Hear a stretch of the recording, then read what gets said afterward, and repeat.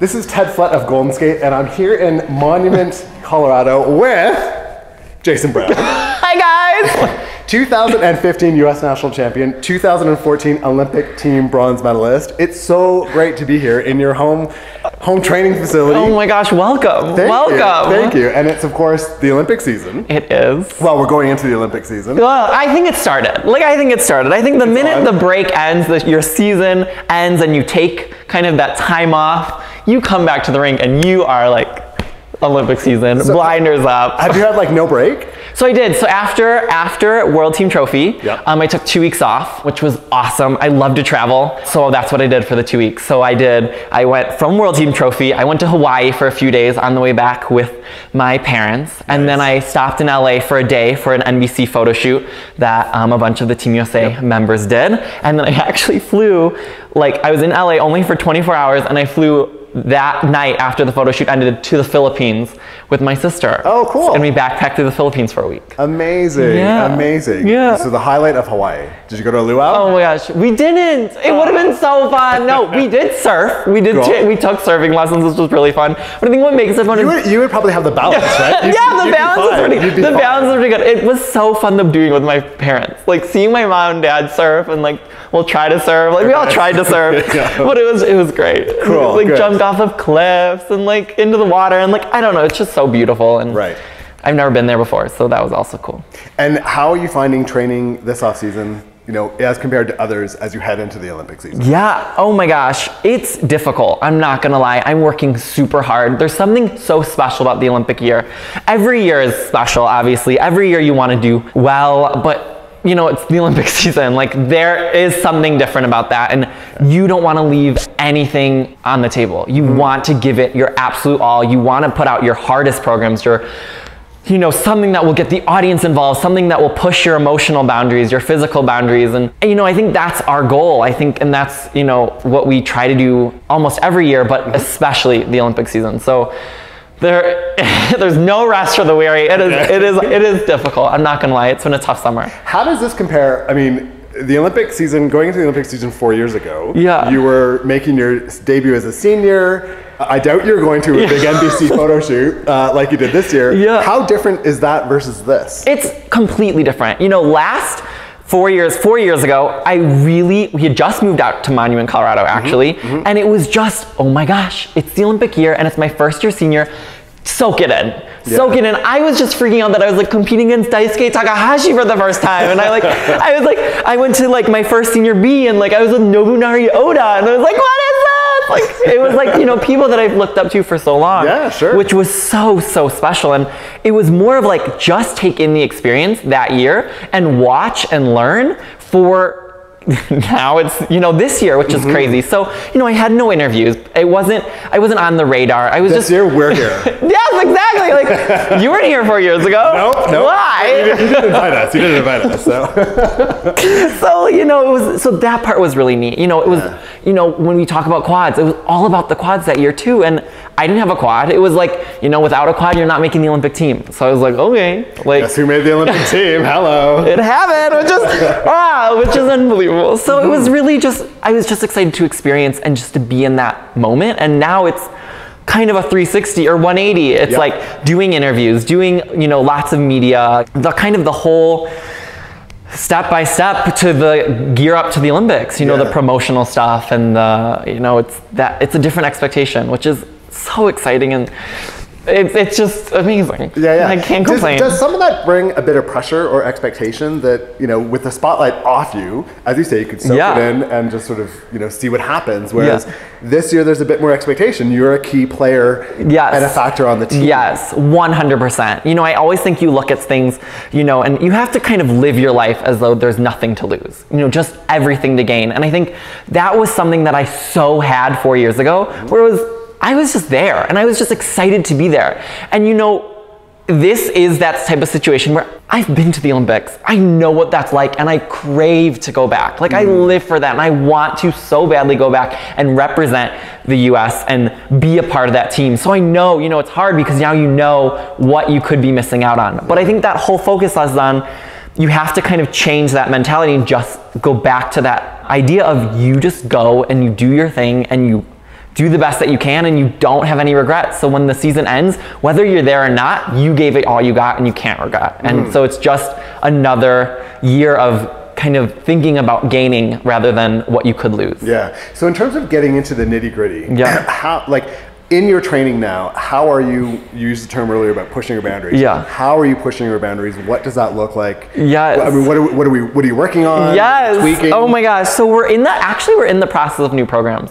So, which is so exciting, but they are two of the hardest programs I think I've ever done. Not only technical that we're kind of hoping to push, but also just the emotional and the physical and the kind of also my excitement for them is so high, and I'm really, really excited to get them out and to see how they're received. And I think it's just that training process of, I think it's that you're leaving nothing for chance. You're really pushing yourself to your limits. I think that's the biggest thing.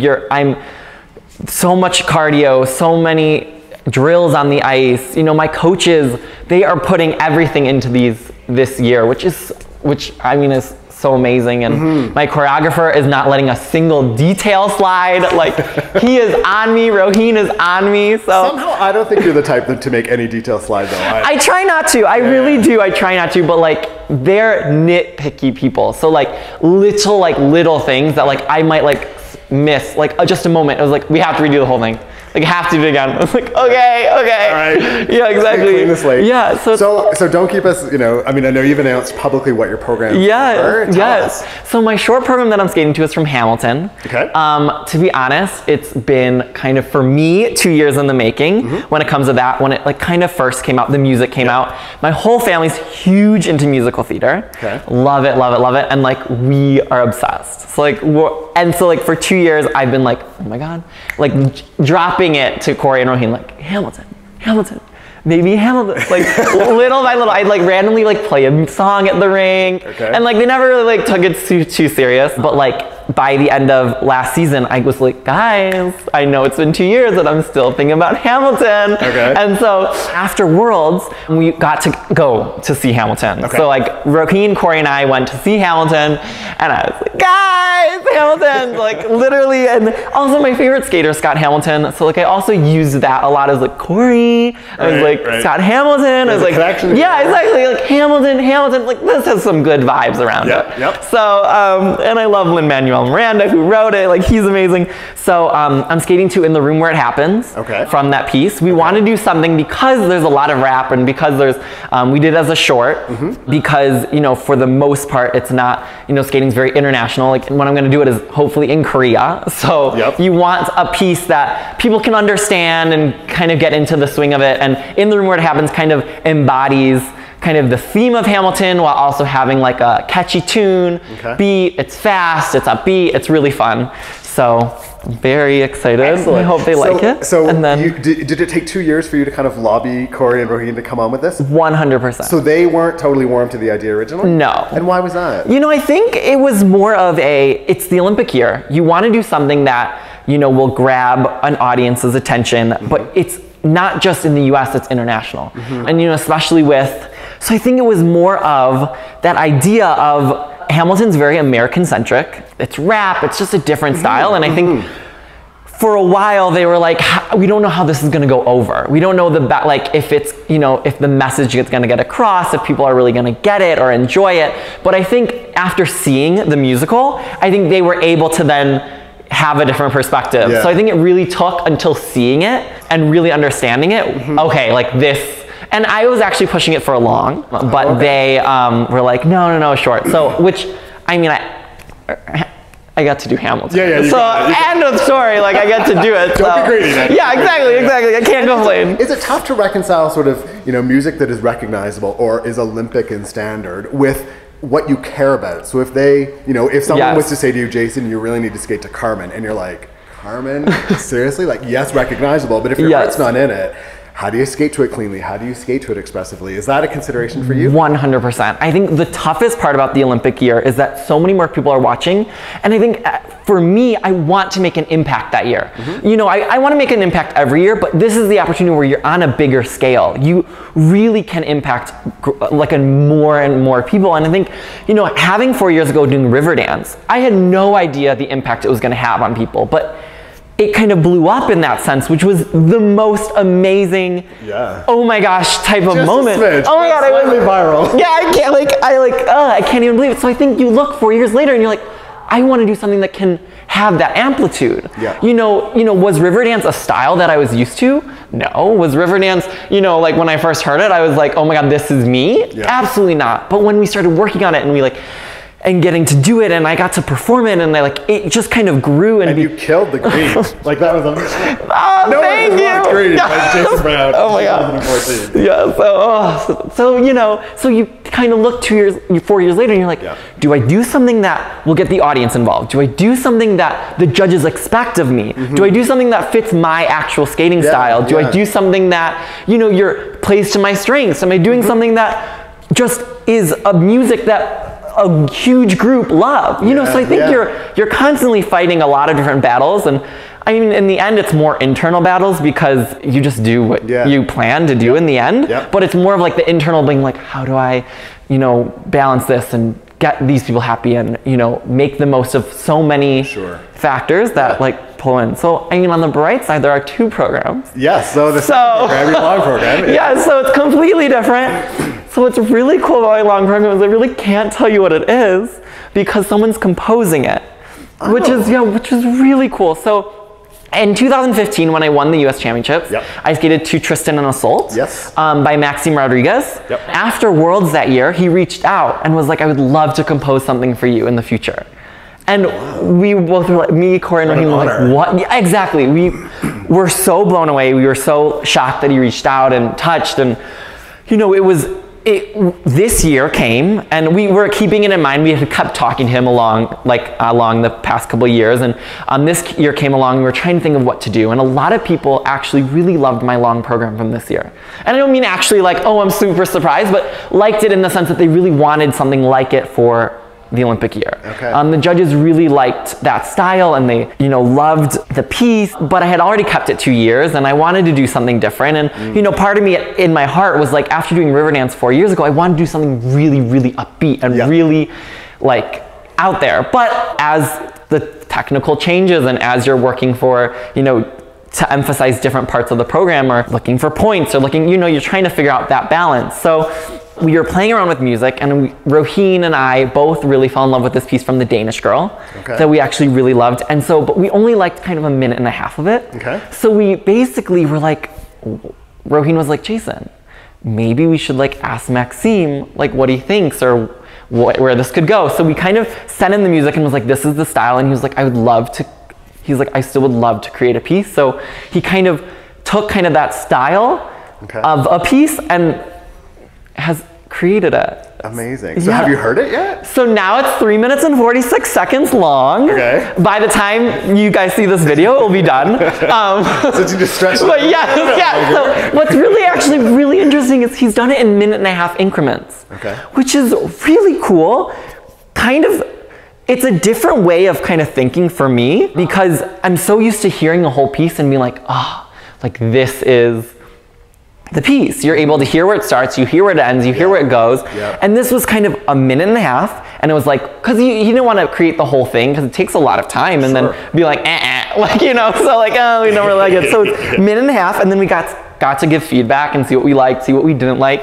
Then he would send the next minute and a half, and then, you know, there were times where we'd get another minute and a half, and I would like the first version, Roheen would like the second version, we had to switch to make a third version. That's a little different over both, you know, so it's a weird give and take of input because you've never really, Roheen would be able to, you know, like get the second, let's just say get the second minute and a half. And Roheen's like, oh, like, you know, after doing the first minute and a half and choreographing that, I now visualize doing footwork here, something slower or something, you know, that I wanted this style. Can you not switch it? So it's, you know, you're going back and you're now kind of dealing with Roheen, who's the choreographer, artist and then the musical artist, and you're kind of dealing with the different visions, which is super neat, and then my vision after how I emote to the music. So it's been really cool. Is it neat to take music, like unlike Riverdance, where you're making that your own? Yeah. This literally is your own. No, you're driving this. Which is crazy,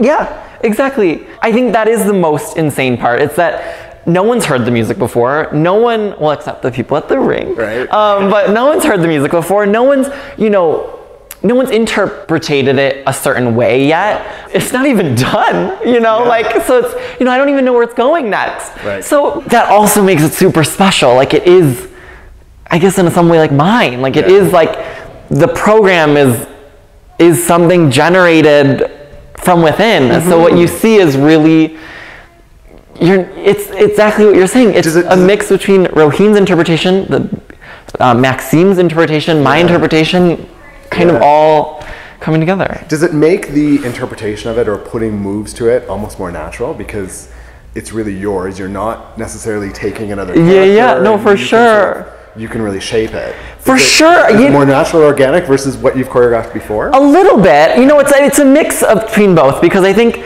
after doing last year and working so hard on that style, it's definitely prepared me for this year's program.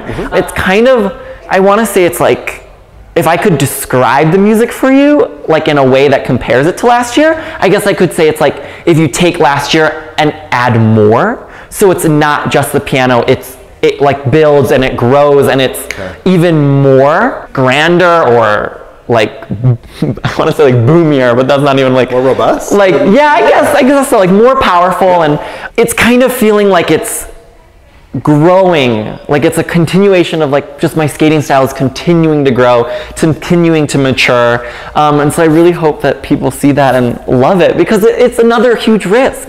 Taking a piece of music that no one's heard from and being like, I hope you guys like it. I hope you guys can connect to it. Like that's really a huge goal. Like I hope people sell it to us, Jason. Exactly.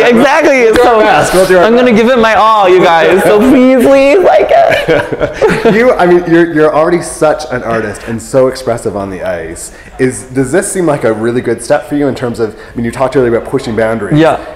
Seeing Riverdance, piano, your short program last year.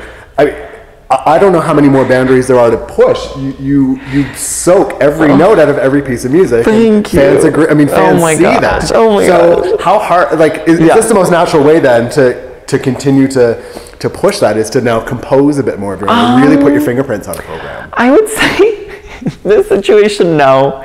This is one of the two programs that I have planned this year are two of the toughest programs I've ever done. Okay. So I really wouldn't say yes to that, but at the same time, Rohin and Corey have always, every single year, has stretched my boundaries in some type of way. They've always been like, I'd do a tango one year, and they'd be like, I was like, oh my god, I really loved it. Like, can we do like some type of Latin next year? I'm like, no. Like you did that Latin, and like you did that style, and like now we're gonna move on to hip hop or country or whatever, whatever it may be, or like we're gonna do bluegrass, or we're gonna do the piano. Super classical. Exactly. So I kind of, they've really not allowed me to ever get comfortable in one genre. They've really tried to push every single kind of artistic boundary that there is, which I so appreciate. And I love, and I think, but at the same time, it's definitely made me grow as an artist, and definitely, I feel, allows me to connect with a larger group of audience, because if they don't like my short, they'll like my long, or if they didn't like my programs this year, hopefully they'll like them next year. There's always a different style. There's never, there's not one box or one container that I fit into. I hope that's a reason why I'm able to connect with a large group of audience, but I think hopefully this year that people will be able to see kind of that same thing. The short is lively, it's fun, it's energetic. It doesn't stop from the moment it begins to the moment it ends. It keeps building until the final boom. I'm really, really excited, basically, for you guys to see it, and I'm excited to do it. And then the same with the long. I think, I don't know where it ends at this moment, but it's the same type of, it's completely different. It's very beautiful. It's, the music is lyrical, but powerful, but emotional. And so I think I don't know. I hope people can connect to it and people love it. But it is very cool to bring a piece to life in that way. Yeah, completely. So yeah, completely. So I get to play a character and then I get to kind of create a character. Yeah. Which is kind of neat. Absolutely. Yeah. Give us a bit of a glimpse as to what it is like working with Roheen. Yes. I mean, he's so uber creative. You're so uber creative. Oh, I mean, does the ceiling blow off? Oh my God. Ideas are just endless. Okay. I mean this 100%. I am the worst at picking up choreography in the world. The worst. I work so hard to get it and to work so hard on the movements, and I'm able to, and then I able to pick them up and they become natural and feeling great. But you ask Roheen, he will say he's horrible. We'll do 5 minutes for 30 minutes. 5 seconds of music, for 30 minutes. Because I just can't get the steps. Okay. And do you write them down? Sometimes, no, 100%. Sometimes I write them down. Sometimes I think about it. But I think it has a lot to do with the fact that each year is different.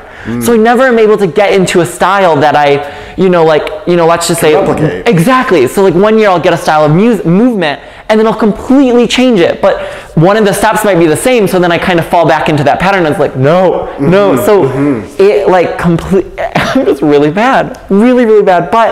And I laugh because there was Roheen's friend came in to videotape one day. Okay. And he was like, Jason, Roheen told me you weren't good at this. You're really bad. He's like, I just gotta be honest. I'm shocked. Yeah, 100% if you can grab Roheen at any time today and be like, hey, what's it like? I'll tell you, I'm terrible. But that being said, we do work extremely well together. This is our 10th season together. Wow, yeah. And I absolutely love it. Something that's so awesome about Roheen is he now, as a 10-year kind of relationship, he knows what I'm capable of doing. He even knows what I'm capable before I know I'm capable of it. So he doesn't let up at all. We might work on one movement for 30 minutes because he knows I can get it perfect, or he knows my leg can be a little higher, or the flexibility is not exactly where he wants. He can kind of manipulate me in that type of way where he so knows what I can and can't do that he either doesn't stop until I can, or the things that I can't do, he's like, we're gonna work on this until you can. So it's they're different things that, in that sense. So but at the same time, he believes in me more than almost anyone. He knows, so that part's amazing. So whenever we work on a program, there's no letting up on me. There's no pulling back, pulling things out. Really not until the week of competition, if it's a huge competition, and there's things that aren't clicking. But he is, you are doing it, you are doing it, you are doing it, you are doing it 100%. And if you don't do it, we're doing it again, we're doing it again, we're doing it again. And now he has also started to do choreography. Well, not started, but done increasing choreography for other world competitors. Yeah. Chalk and Bates, the Kinirams.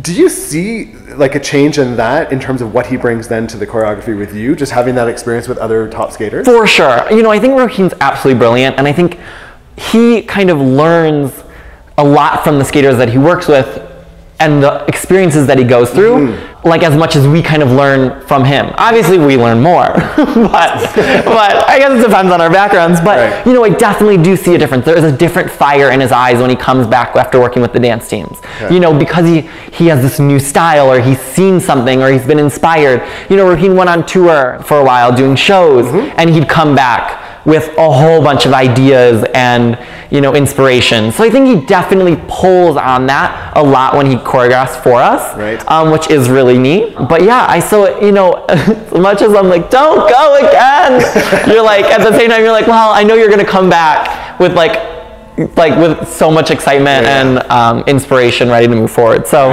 so that's true. And I mean, it's so exciting to watch Chris and Alexa create their programs and see Maddie and Evan their programs. And I know I want the best for Roheen, and I love him so much, and we've been together for 10 years, and I've seen so many different sides of him, and we've grown up together in a way, just as I've grown up with Corey. And I think that you want them to branch out into kind of reach their goals and share their gift with the world, and so I want that for Roheen. So I couldn't be more proud and excited that That's great. So, I mean, I want to ask you eventually about the quad. Yes. Before we get there, I mean, your ability to express music, despite your challenges sort of getting the steps down, your ability in competition on ice to interpret and express is, gosh, I mean, there's nothing like it really in the sport, or very few. Gosh. So, do you ever get slightly sort of frustrated or discouraged that, okay, I'm working on the quad, I'm trying to get there, I'm attempting it, everybody, like I'm showing you, I'm getting 4 revolutions, and like I'm doing my best, but all my in-betweens are like rock solid. Do you ever wish you were given more, that the scoring system allowed you more points or gave more recognition to that skating, which certainly your fans and lots of general skating fans really wish it would? I think, skating as a sport, and I think from the beginning, it kind of has ebbed and flowed. So it's, obviously, I don't want to say like, the best way I think to put it is, I don't want to lose that artistic side. And I never, no matter how technical my programs become, I don't ever want to lose the connection with the audience, because that's why I love to skate. I love to perform. I'm not the person like, I love to jump. I love to, I love to perform. And that includes the jump for me. It includes the jumps, it includes the spins, it includes the footwork, but it includes the audience most of all. And it just performing to them, connecting with a piece of music, and kind of putting my heart and soul into each performance that I do. So, definitely at this moment, the technical side does outweigh the artistic side with the level of jumps that people are doing and the point values that it makes. But that being said, I think I'm not letting that stop me from pushing the artistic limit. I think a lot of people are now really focused on, I'm going to push the technical limits because that's the way to do it. But I think it's, and I'm doing the best that I can in that area, but I'm going to be that person being like, you know what, like I'm going to push the artistic limits. I'm going to give it my all. Like, and I don't know, it's kind of what you said, like, I don't know if people really know how difficult my programs are, compared to people's programs that are doing tons of quads. They're very challenging. They're very difficult programs. And I'm putting a lot into them. So I think it's just a balancing act, I guess, at the moment with, at the moment, maybe technical is at the top, but maybe the artistic side is going to become, more weighed. But I think for me, if I give up the kind of that artistic side, then I let the technical win. Like, then I let that, I don't want to say be okay, because it is okay, but like, what they're doing is beyond amazing. It's unreal. But I think I don't ever want people to give up on, that basis of our sport, the whole, that artistic aspect. It's art on ice. And I don't ever want to lose that. So that's not something I'm willing to give up in the pursuit to build that technical. And when you say you're doing your best, to try and get the quad, what does that look like? Like, how many attempts on a day-to-day? I mean, what is that? Without giving away all your traits. No, for sure. What does sort of trying to master the quad look like? So at the moment, it's all about continuing to get stronger, to continue, I'm working on the pole harness every single day. In both my short and my long, I have sow and toe planned. When I compete in the summer, we're just working our way up, but the goal is to have 2 quads in the short, 2 quads in the long. And I think it's just getting that now consistent. I can land sow and toe. They're both jumps that I can land, but it's now weaving them into the program, weaving them in under pressure at competition. One of the kind of strengths that this program in Monument has, that Corey and Roheen do, is in the summer, we work super hard. So we're up at 5:30 in the morning, coming to the rink at 7 for dance, followed by edge classes, followed by about 4 hours on the ice. After that, strength training. It's very difficult. It's very taxing. And actually, the first summer that I was here for the first summer with even river dance, I would only land triple axels Monday and Tuesday because I was so physically exhausted by the end of the week. I couldn't, I would try and my legs just would give out. But I think but it made me so much stronger for the season. So at this moment, it's kind of that rebuild. Monday and Tuesday, awesome. The rest of the week, it's very difficult, but at the same time, I know that it's going to serve me well in the long run and that I'm going to be stronger for it. And so right now, that's really it. It's about that training in the program, working on integrating those, which I'm so excited to be doing. Yeah. And to be healthy. And to be healthy. Well, this is it. I was going to ask. Oh, really? How do you ensure? I mean, so quad and Salchow in the short. Yes. Was super ambitious. Yeah. Given the for sure, it's the Olympic year. You go for it. Obviously, if it's not something that's gelling before nationals, like. It won't, like, you're not gonna be like, I can't land these, but here we go, like, let's do this, like, we're definitely realistic. Of course. But, you wanna be ambitious at the start of the season. You wanna put it all out there because you don't want, that's what you wanna do. You wanna put the best that you can out, so then if you have to pull back, you pull back, but you've trained something harder. Yeah, and in the last 4 seasons since the last Olympics, like there was a back injury, I know, there was an ankle. Yeah. So how do you make sure that you still stay healthy and strong while you're attempting all these big jumps? Yes, I feel like I've lived a career within the past 4 years. Honestly, up to the Sochi Olympics, I was never injured.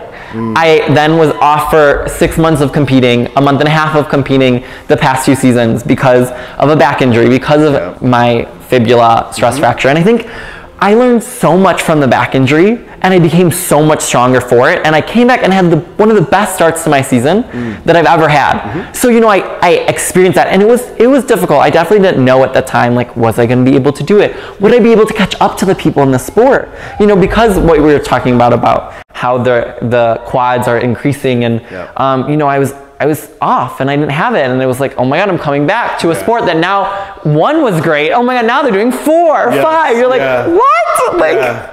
So I definitely was concerned, but I came back stronger from that. So when I got injured the second time, I never had that doubt of I couldn't come back stronger, the way that I did the first time. So I knew, like, I was going to do this, and I was going to push, and I was going to give it my all.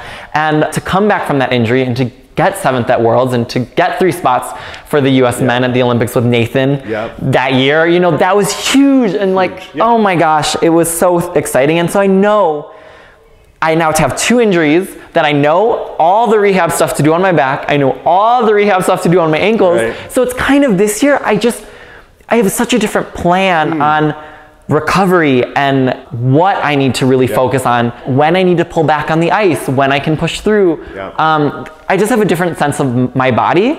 And so it's almost that I feel stronger than ever and more confident than ever when it comes to knowing my body and knowing what I need and the exercises that keep me healthy. I know what they are. Take us into US Nationals last year, because it was such a nail biter experience. You were seeing practice reports that there were falls and slips and 2 foots, and you were dealing, of course, with the fibula injury and so forth, and obviously you were determined to still compete at nationals.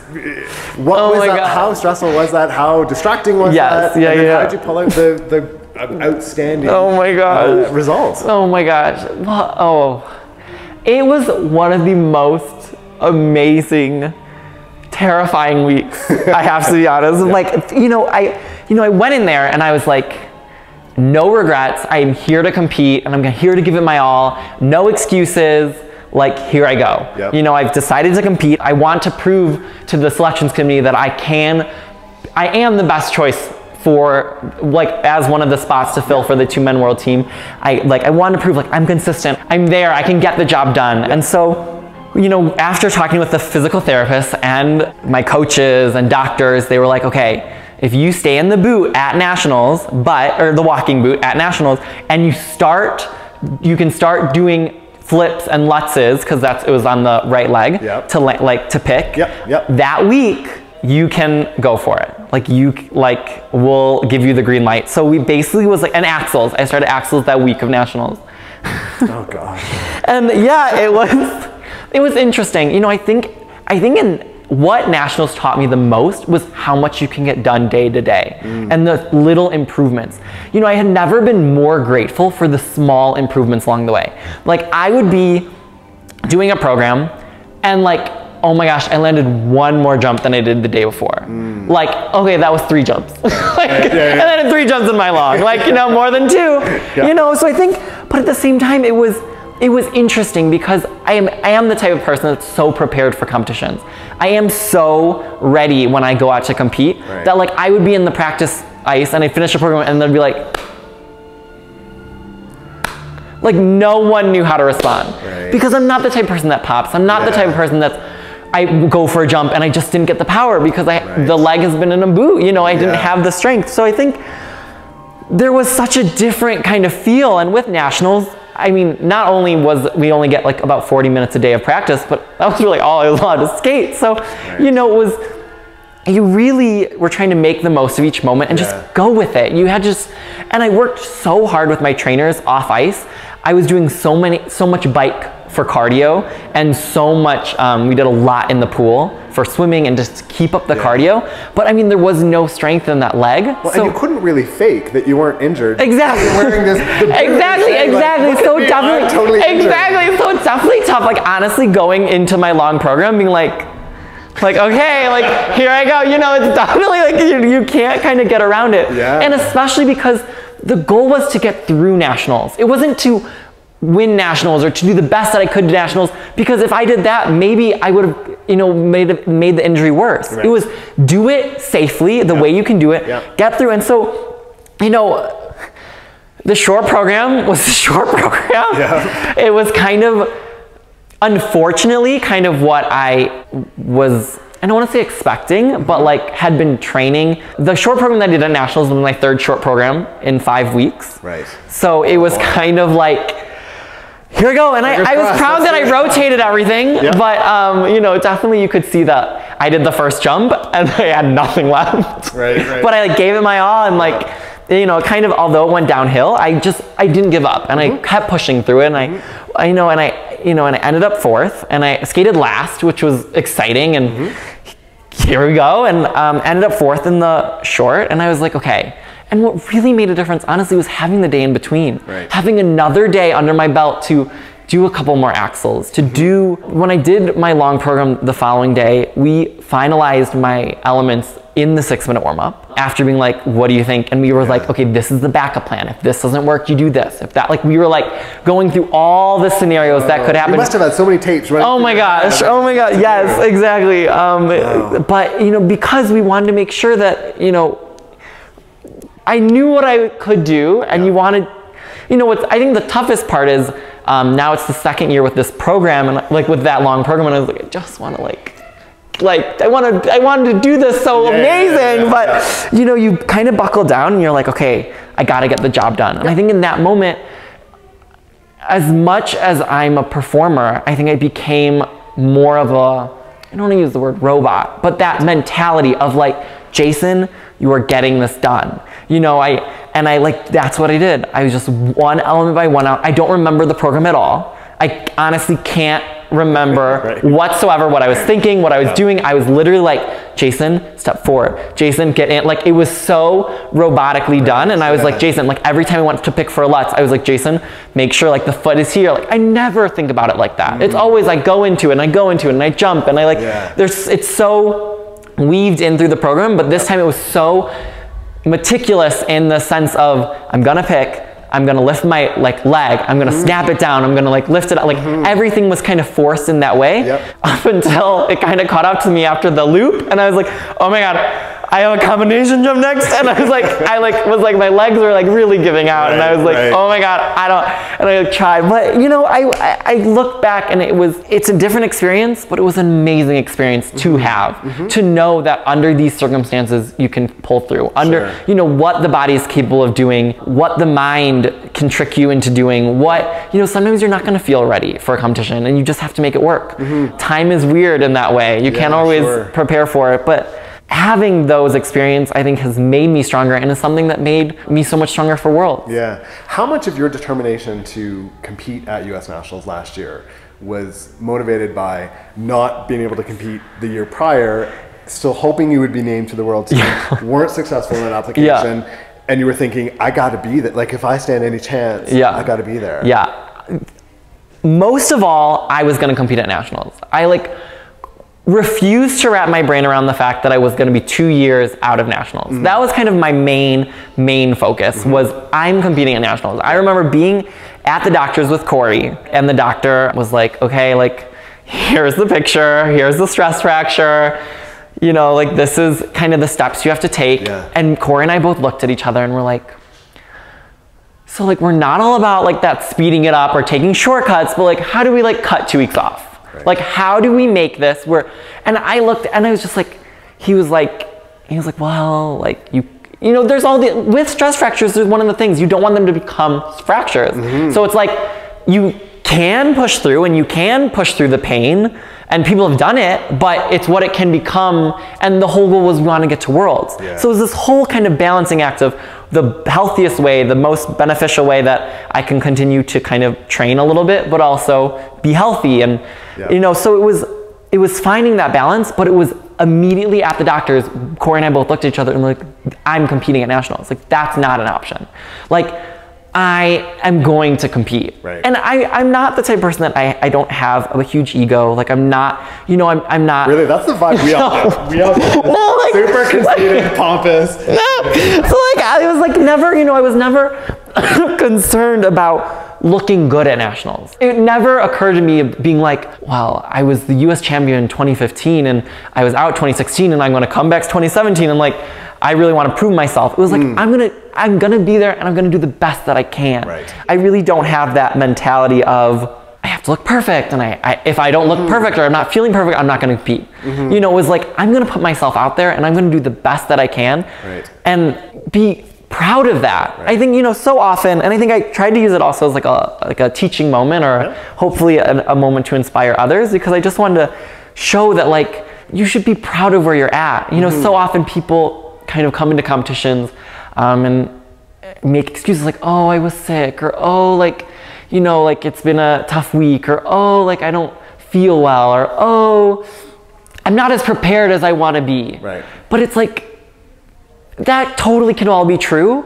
but be proud of then of what you're doing. You know, you may be sick, but then be proud of the performance you put out. Right. Look, I pushed through. Yep. And so I wanted to, you know, instead of being kind of more of the victim role of being like, this is why it didn't work out, be like, look what I did with the circumstances I was under, more, you know, less of, like, be proud of that. Don't be like, I did this, but I was sick. You know, I did this and I was dealing with other things, and I'm proud of that. And I'm proud of what I put out. And I don't look back and I'm embarrassed. And so I think that was the biggest goal. As I went out to nationals and I was like, I'm going to be proud of whatever I could do. And I was just proud to be there. Yeah. I was proud to be there. A year ago I wasn't. Yep. So, you know, that was a huge step forward. So.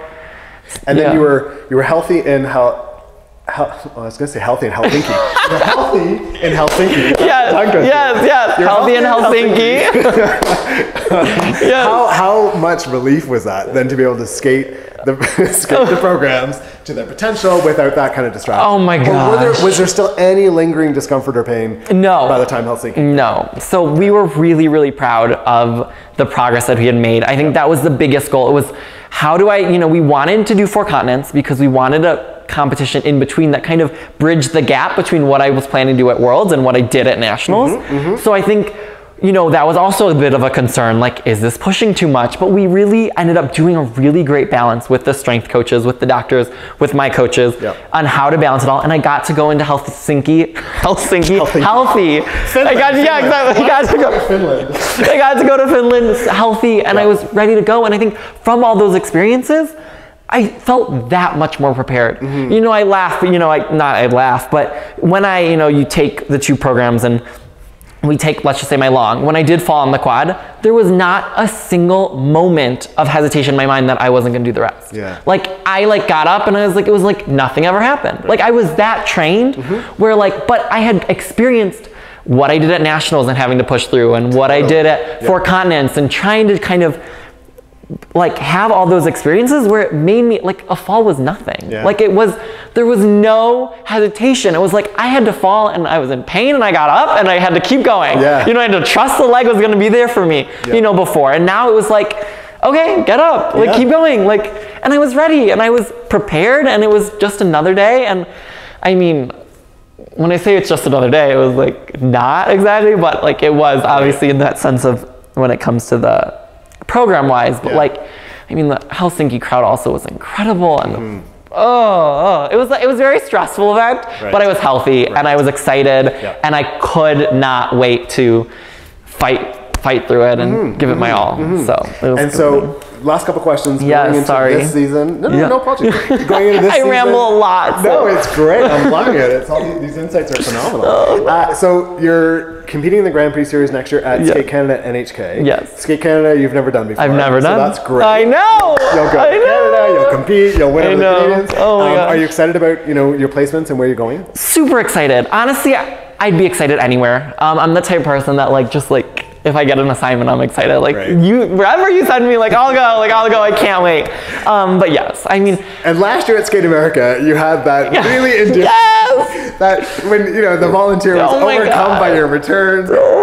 Is it a bit bittersweet that you're not going back to Skate America? I have to be honest. It's definitely weird because since my first year on this Grand Prix circuit, I've done Skate America. So I've done it the past 4 years. Right. So I've never done a Grand Prix series without Skate America. So it definitely is weird because, it's kind of... the world needs Jason Brown. He can't always be in America. It's kind of become like the US Championships where you just expect it every year. Right. I just kind of got used to this rhythm of every year I do Skate America. Yeah. Not in that it's not something I asked for every year or that I wanted. It was just every year, and which I could not be more thrilled about because I love Skate America, and it's been in Chicago, which has been so fun. That's where I'm from. So. But I'm excited. I'm excited for new places. And speaking of rhythms, though, Skate America is usually the opener. This year, it's the closer. I know. So it's really a different strategy or mindset for skaters that are going, thinking, yeah, okay, great, I'm going to get my. And they're like, what? Wait a minute. So if I qualify for the final, I got to recoup. Oh yeah, 100%. And then bang over for the final. Yeah, 100%. Yeah. So different approach. Exactly. So key question. Anything. Next year, ponytail or man bun? Next year, meaning this year? Yeah, this season. This year, I think, okay. Or No, so Hamilton is more of a bun, but it's not the man type bun. It's more of the founding fathers. Well, you're Canadian, so but basically, I've got a book or two. I think I know what you're talking about. They have the little scoop. I think we're gonna mess around with a couple of hairstyles for that. Okay. But I think the long will definitely be more of a man bun. I can't tell you for sure because we haven't even talked about it, and we're just in the phase of talking about costumes. But I think they're not gonna be exactly the same, but I might not just have a normal ponytail either. Okay, wow. Yeah. Well, wait. We'll see. I know. It's kind of growing up with me where it's it was out and it was crazy, and then it's in a ponytail, and now it's kind of going into a bun. Yeah. So the changing hairstyles of Jason Brown. Exactly. Before you know it won't be there. Would you actually, have you thought about cutting it? Would you cut your hair? Not this year. Okay. But yes, I have thought about it. No. Not this year, Your aerodynamics could be thrown off completely. Yes. But it's definitely not something I see having forever. Right. Definitely I've grown up with it, and it's definitely built a lot of character for me, and I've learned a lot because of it, which is actually kind of crazy, and learned a lot of lessons. What have you learned? Just that whole, I've been made fun of as a kid, and I've had friends to support me through it, and or I've, that whole idea of being who you are and being proud of who you are and kind of standing up for that. And, I think that's something that I wouldn't have had to go through if I didn't have the long hair. Yeah. If I didn't have that, a lot of it is sincere. A lot of it is people are actually oh, sorry, you're going to the wrong bathroom. Trying to be but really sweet. And you're just and I was okay. And they walk away, and then I'd see them leave and I'd run back into the bathroom. But you have to go through a lot of different, as I'm younger, obviously now growing up, I don't that doesn't happen anymore. But as a kid, you just have to, you learn a lot about, that whole idea of not judging a book by its cover and not, I think is just, and being self-conscious all the time and kind of growing into being proud of who you are, I think was huge. Are you today ever asked to cut your hair or encouraged to cut your hair? Does anyone say to you should really cut your hair? Not as much. To be honest, to be honest, it happened a lot when I was a junior. Okay. So when I was a junior and I was coming up, I definitely got a lot of pressure to cut my hair.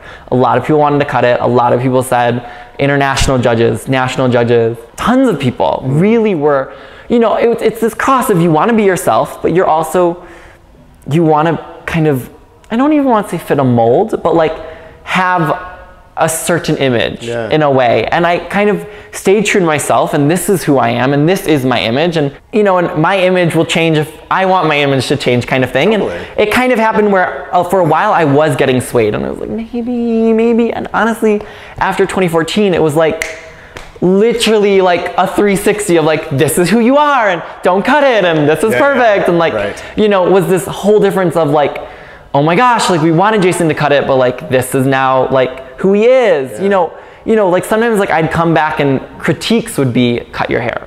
Like it wasn't like, it wouldn't always be about my skating. It was like, really? Sometimes, which is like, looking at my skates and what I'm doing on the ice. Yes, exactly. Like I've had honestly critiques where that was the comment. Like we just, like you'll be better, or it will be better if you cut your hair. Now I'm very fortunate where it's not a thing. I think it's kind of become who I am. I think it also has grown with me. So I think like the man bun as it's changed, but I think at the same time, I think it's so crazy that little things like hair or what do you say if someone says you should really cut your hair? How do you respond? Do you just shrug it off, or before? Do you like stand your ground?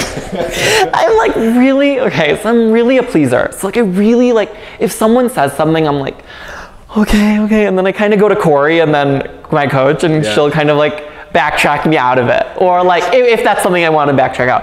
But for example, like I've got, you know, the more you're in the sport, the more you're or in any sport or any kind of in life in general, the more you get critiqued. You know, I did river dance for the first time, and I was told to change that.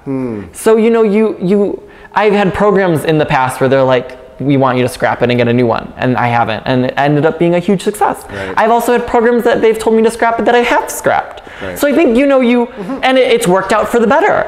So I really do think it kind of depends on the situation, but I think the core value of it is like if you're true to yourself and you're comfortable doing it and you want to do it, then go for it. But if you're doing it for someone else or to please someone else and you don't feel you feel negative towards it, then so I think that's like with my hair, at least it's, you know, it's never something I've wanted to do, but I'm definitely, as time has gone on, considering it more and more, but because of me, not because of people have told me to, or Great. Well, listen, it's been such a pleasure to know you and chat with you and get your insights on how training is going and the past couple seasons and this ever important upcoming Olympic season.